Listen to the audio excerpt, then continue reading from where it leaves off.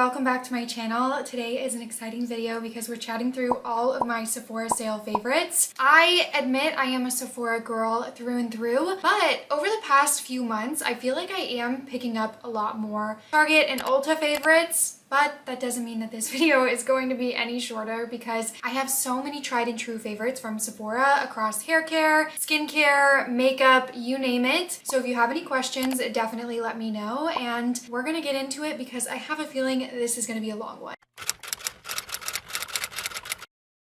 We're going to start off with my hair care favorites. I feel like this is definitely the category that I have the most of, although many of these are consistent over the years. I'm going to start off with shampoo and conditioner because that's actually where I feel like I have very few, and I've been picking more smaller brands, drugstore favorites, that kind of thing. The first one is the Briogeo Scalp Revival. If you struggle with like a dry, itchy scalp, this is genuinely life-changing. They have a few other scalp care products that I feel like are really good. It has like a charcoal minty fragrance, so it's nothing too crazy, but I do feel like if you struggle with a dry, itchy, flaky scalp or a lot of buildup, this product is incredible, and I have not found a drugstore or like less expensive product that matches the quality and result of this one, so I would definitely recommend this. As far as a more high-end shampoo and conditioner, I feel like a lot of my favorites are from Redken or Ulta, and so I don't have very many. The only line that I'm really recommending right now is the Kerastase Premier line. I've had this for maybe going on 2 years at this point.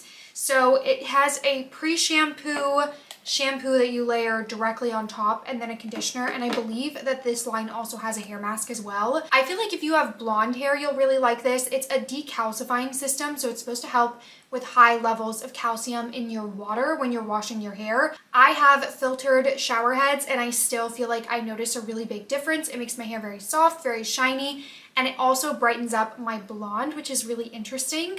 Although I do want to try the Kerastase Blonde hair care line. I do really love this set, and I feel like it still works well for blonde or color treated hair. Another bonus is that the pre-calcifying system, I'm pretty sure, should help with your color because calcium actually damages the color over time.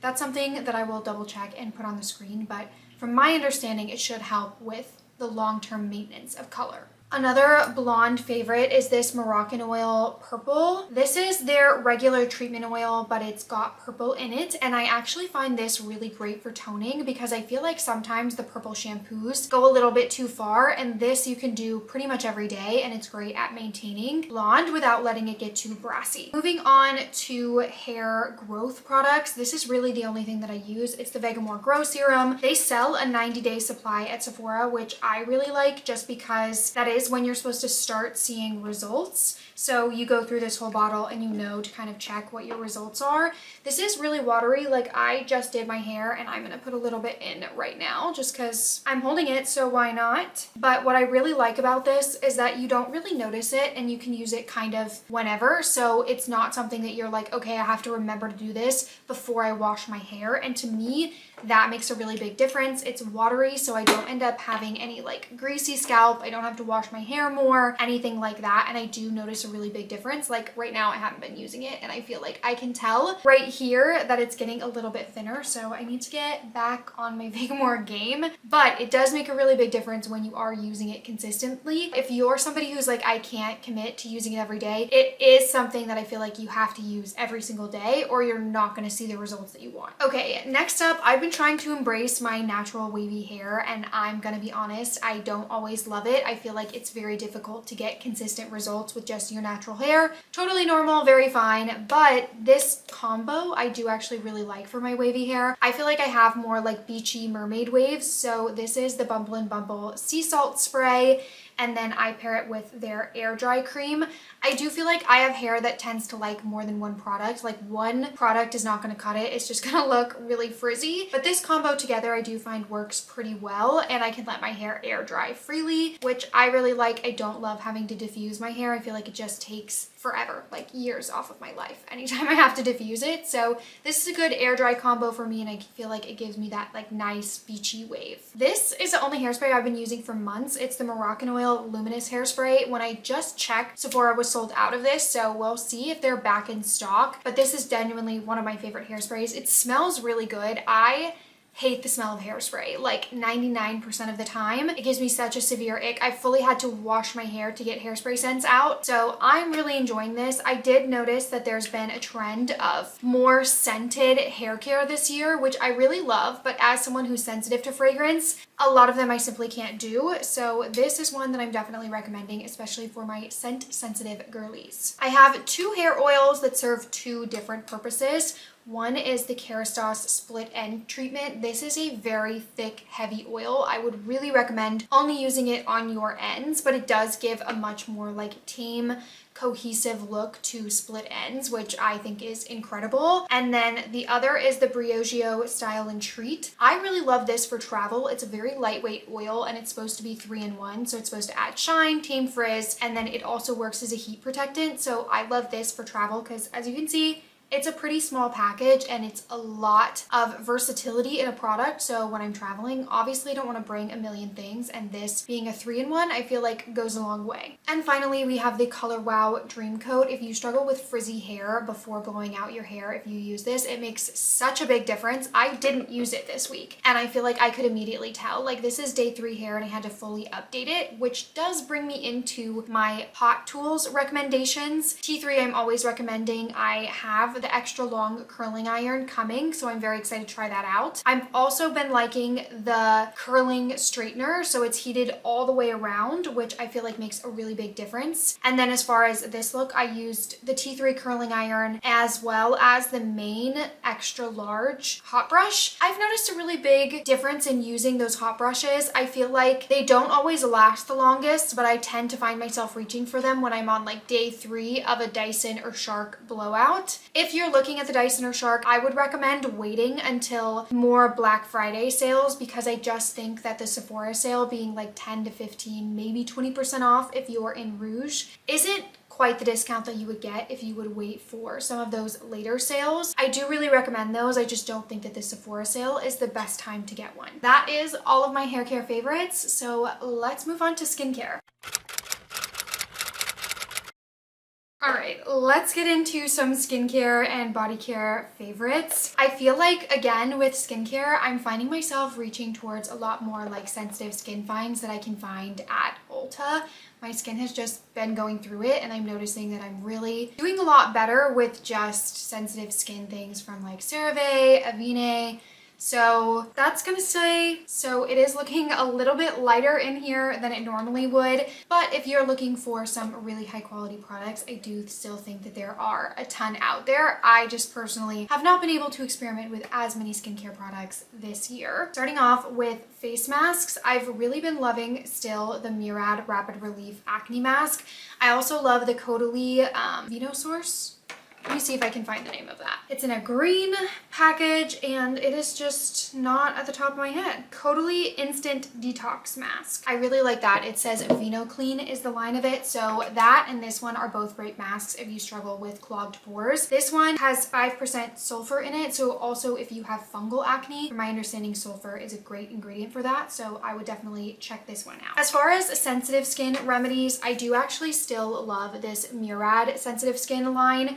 It's their hydration line, and it says it has heart leaf in it. This is an exfoliant that I can really get behind. Like, this is very gentle. It never irritates my skin. And then this is their hydration eczema control. It has colloidal oatmeal in it. I've actually been using this on the back of my hands because I've been getting really bad eczema on the back of my hands. And I do notice a bit of a difference, but this is one where it's just like, I need to go to the doctor. And unfortunately, sometimes that's the case. But if I catch it early enough, I do notice a pretty big difference when I use this. I also love the moisturizer and cleanser from this line, but I don't currently have it on hand. For serums, I really only have one that I've been loving, and it is the Clinique Moisture Surge. It's just a very lightweight, milky kind of texture. It's still hydrating, and I feel like because they mixed it with enough hydrating ingredients, it's not as irritating, even though it is a vitamin C serum. So you can expect like very glowy, dewy skin while using this product. And then I also have the Alpine Beauty Instant Eye Bright. I really like this. I don't know why it just came out kind of funky, but I feel like it almost has a light color corrector built into it, and I've used this a lot under my eyes to help prevent creasing under my makeup, because I feel like when under my eyes is dry, concealer just will not sit properly. Obviously you need to give it plenty of time to like dry down, but I do notice a big difference when I added in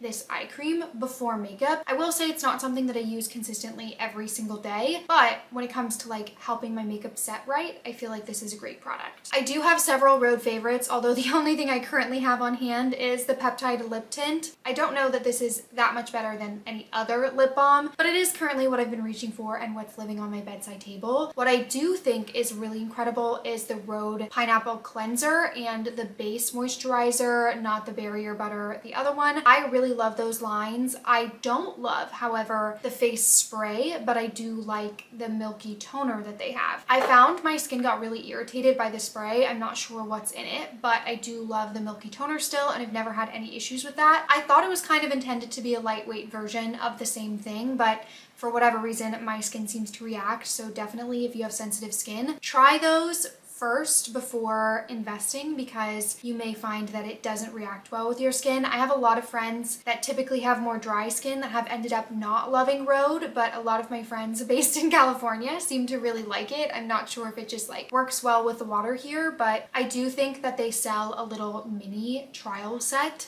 So I would definitely look into that if you're looking to test out some of their skincare.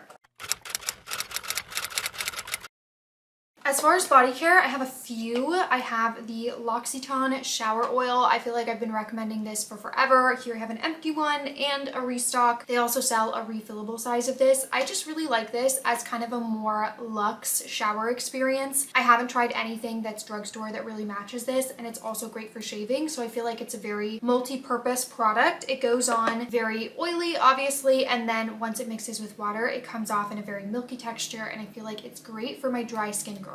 For more in-between body butter, I've been loving the Josie Maran vanilla body butter. This smells so good. I feel like it does, however, attract my cat. Like, she is obsessed with the scent of this. I'm gonna have to show you a video. It's so funny. Anytime I pull this out, my cat just like appears. I'm honestly surprised she's not already over here, but we're gonna leave it on the counter and just see, or on the couch, and we'll just see if she appears. And then the last thing I'm recommending is the L'Occitane hand cream. Again, my hands are just going through it and they're super, super dry. I feel like it's unfortunately just hitting that season, and I'm constantly putting on hand cream, so this is the one that lives either in my purse or next to my bedside table so that I can use it every single night. And that is pretty much it for my skincare. Again, I feel like I've been using a little bit more drugstore products when it comes to skincare, just because my skin has been super sensitive, and I find that the sensitive skin lines aren't really that different between Sephora and Ulta. So if you're more in that boat, let me know, and I'm happy to make a video of more dedicated sensitive skin favorites. But if you are looking to invest, I do love, again, this sensitive skin line from Murad. That's all for skincare, so let's move on to makeup. Alright, and finally we have our makeup favorites. I feel like I was not a makeup girl until this past year, because I learned to do my own bridal makeup, and I feel like that is really what has kind of gotten me into makeup and learning how to do different looks. So that's why we have quite a few products here. I know that it may look a little bit unassuming, but there's quite a bit in here, so let's get into it. For complexion-based products, I have honestly quite a few. I feel like because I was getting married, I trialed a million different foundations to decide what was going to be the right look for my wedding day. So these are some of my favorites. The all-time favorite for me right now is the Armani Luminous Silk Foundation. This is my second empty bottle. Don't be fooled. I know it looks like there's a lot in here. It's just sitting around the edge and nothing else will come out unless I physically scrape it out of the bottle. But I will be starting my third very soon. I just feel like this is a beautiful full coverage coverage foundation that still feels very lightweight. It's great for acne prone skin. Like, I really just have nothing bad to say about it. The honorable mention for me would be the NARS Light Reflecting Foundation. I actually really liked this and I did strongly consider using this for the wedding day. I ended up going for Armani Luminous Silk instead, but this is still a great foundation. For me, it ended up being that it's a little bit too sheer and a little bit too glowy, I feel like, for wedding day makeup, whereas I feel like the Armani Luminous Silk, I had to add a little bit of the Dior Glow Maximizer to this to really get the glow that I want, which is conveniently actually what I'm wearing today. In the Armani Luminous Silk, I wear the shade 5, and in NARS, I am shade L4. So if you think we're shade twins, I would definitely start there. As far as skin tints go, I've been loving the Hourglass Veil skin tint. When I'm pale, I wear the shade 2, and if I have a self tan on, I wear the shade 5. So right now I would say 2 is going to be a little bit too light. This is like dead of winter type of shade, but I really like how lightweight this is. It looks like skin. It feels great on the skin. Like, it doesn't feel heavy at all, which I think when it comes to tinted moisturizers, I can end up 50-50, especially when they add in sunscreen. I feel like a lot of times they end up feeling very heavy on the skin. So I've been loving this one. As far as like a glowy skin product, I love the Say Dew Gel. I just feel like this is so pretty. It's very lightweight and it's acne safe. That is one thing that I feel like I've been going back to, is kind of my more acne safe favorites.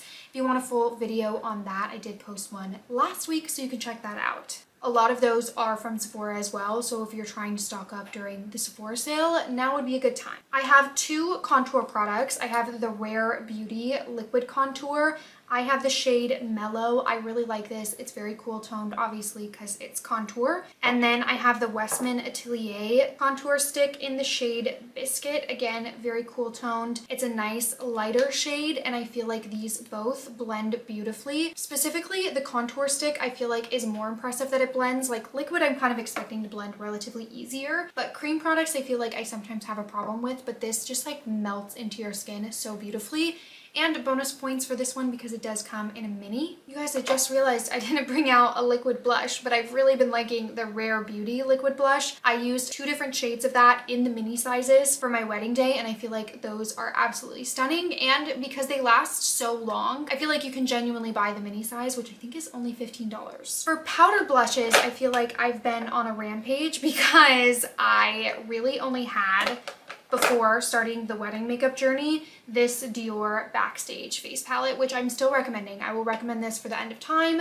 It is so stunning. You get a good variety, and I feel like a little goes a long way with this, so this really does last forever. I have the universal one, but when I was doing bridal makeup, I was realizing that the blush really wasn't going to last long enough unless I started using a powder blush, which previously I really wasn't. So I have a few favorites. The Hourglass Ambient Glow in the shade Ethereal Glow.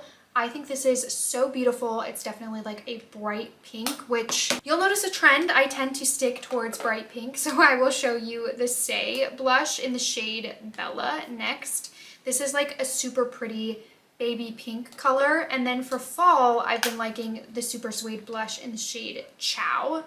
These are so hard to open though. That is my only complaint. It's just more of like a brown tone, which I think is really beautiful for fall. For powder bronzer, I actually have a very clear favorite. It is the Ambient Glow from Hourglass in the shade Radiant Bronze Light. I have been obsessed with Hourglass. I have so many favorites from them. Ironically though, the things that I'm not loving are a lot of their base products, like the foundation, the concealer. I just have not been able to get into them. I don't feel like they work very well with my skin, but a lot of their powder products I do really love. The blush, the bronzer, the mascara, and also the powder I do like quite a bit. Powder is another thing that I didn't put in here, but I've been liking Hourglass powder and the Charlotte Tilbury powder. I, again, feel like I'm really liking that some brands are dropping minis, so check out your mini section because I do feel like that's a really good way to try out some of these products without having to break the bank. And honestly, sometimes the minis last as long as you really need your makeup to last anyways. For concealers, I have two different favorites. I have the Kosas Color Corrector, so technically not a concealer.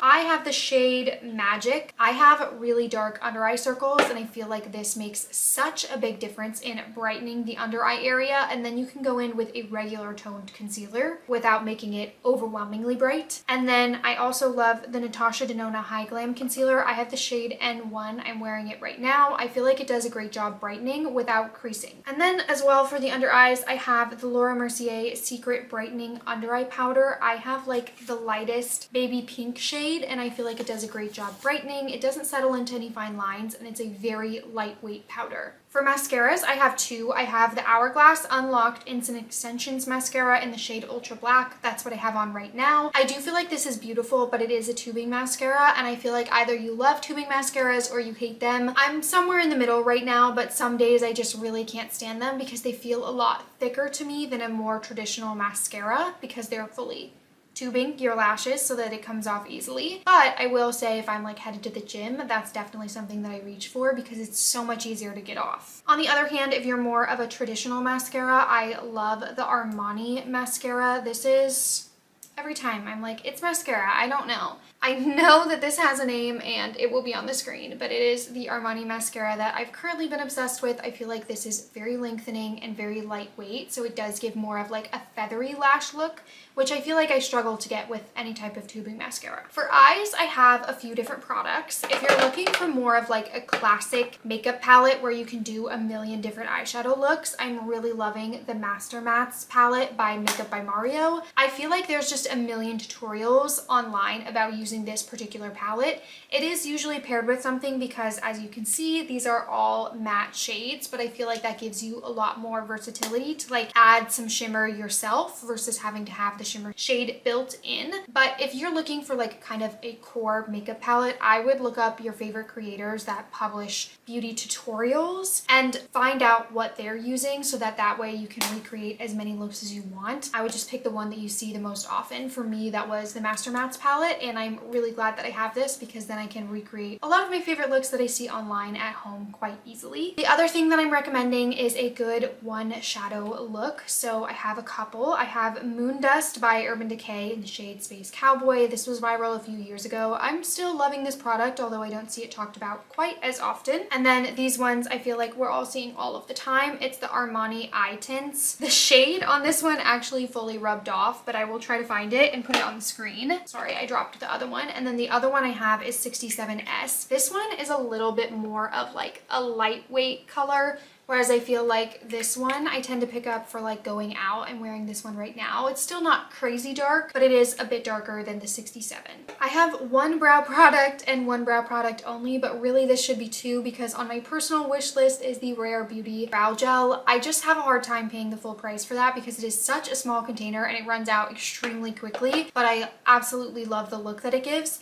This one is a little bit more lightweight. It's the Benefit 24-Hour Brow Setter, which now that I'm thinking about it, I might have to double check that this is actually at Sephora, but I did use this.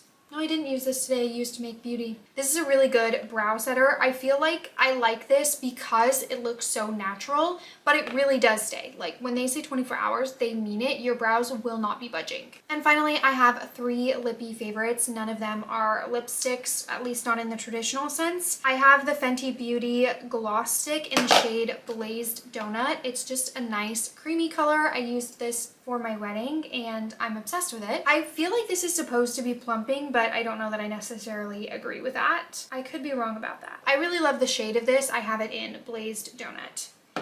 And then for lip gloss, I've been loving Strawberry Milkshake Forget the Filler by Lawless. I actually really love their lip glosses. They are so freaking pretty, and I feel like these actually last a really long time. I will say if you hate a sticky gloss, I think this leans sticky, but honestly I tend to prefer a sticky gloss, like something that feels a little bit heavier. But If you don't, I would definitely steer clear of those. And then finally, I have the Necessaire For Your Lips lip balm. I feel like this is just not talked about enough. I actually like this a lot more than Summer Fridays or the Rhode Peptide lip tint, although I do still like that one. I just feel like this is a good everyday lip balm. It looks borderline like gloss and it just works great. It's very hydrating. I honestly feel like it's more hydrating than the Summer Fridays or like the Laneige lip sleeping mask. So definitely recommend testing this out the next time you're in Sephora. That's all for my current favorites. I did want to share my personal Sephora shopping cart with you, so let's go through it. I have the Way deodorant in Melrose Place. I love the Melrose Place scent. It's giving very like clean girl, but yet somehow pink a little bit.